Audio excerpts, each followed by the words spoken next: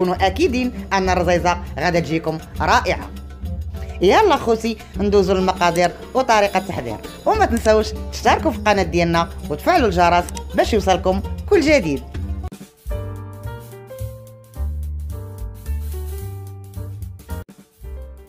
باش نوجدوا رزيزه غادي نحتاجوا كيلو ديال الفورص، كاس ديال العنبه عامر بالفينو، شويه الملحه حسب الذوق، والماء بارد للعجن. وغادي نحتاجوا ربعه ديال الزبده دايبه مع 2 كيسان ديال الزيت باش نصايبوا الرزيزه ديالنا.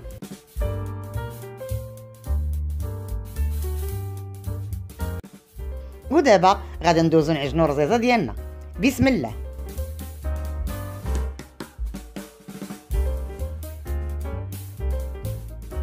كيف ما كتشوفوا اخواتاتي غادي نخلطوا النواشف وغادي نبداو نزيدوا الماء تدريجيا.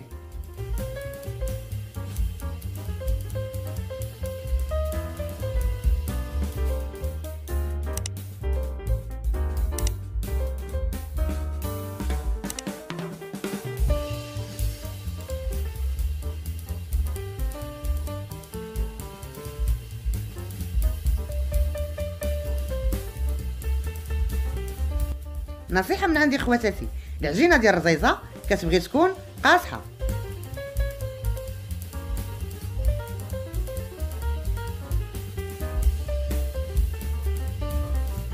بعد ما كملنا العجينه اخواتي هذا هو القوام ديالها. ودابا غادي نديروها في بلاستيك غذائي ونصبروا عليها ترتاح لمده 30 دقيقه وندوزو ندلكوها للمره الثانيه.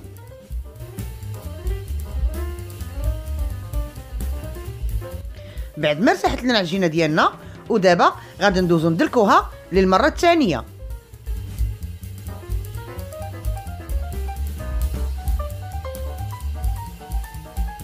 بعد ما دلكنا العجينه ديالنا للمره الثانيه والان غادي ندوزو نقطعوها كويرات.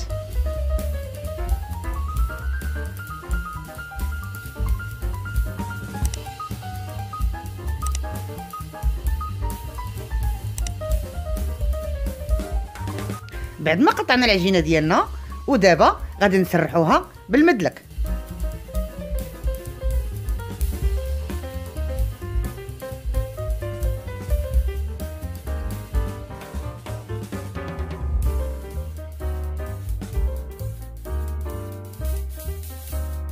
بعد ما سرحنا الكويرات ديالنا كاملين بالمدلك ودابا غادي ندوزوها في الماكينه وبالضبط في آلة سباغيتي.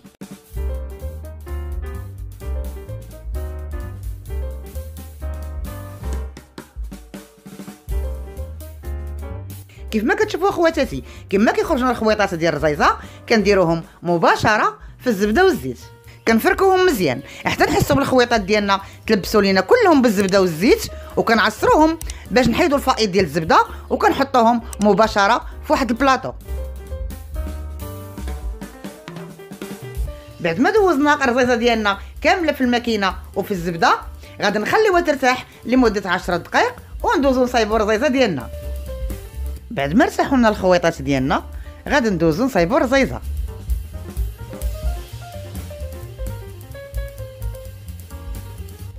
كيف ما كتشوفوا خواتاتي كندهنوا ايدينا بشويه الزبده والزيت وكنبداو نتيريو في الخويطات ديالنا.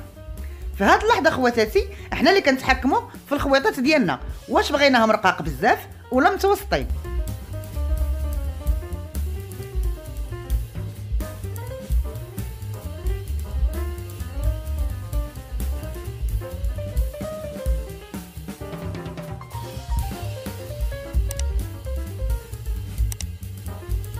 كنلويو الخويطات على يدينا ونحاولوا ما نزيروش بزاف ونبقاو على هذه الطريقه حتى نكملوا الرزيزه ديالنا كامله.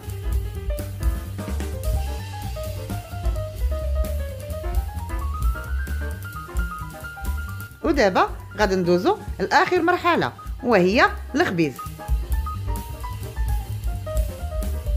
كيف ما كتشوفوا اخواتاتي كنقرصوا الرزيزه ديالنا ونحاولوا ما نرقوهاش بزاف، كنرميوها مباشره طيب في المقله اللي سبق لينا سخناها من قبل ورشيناها بالزبده والزيت.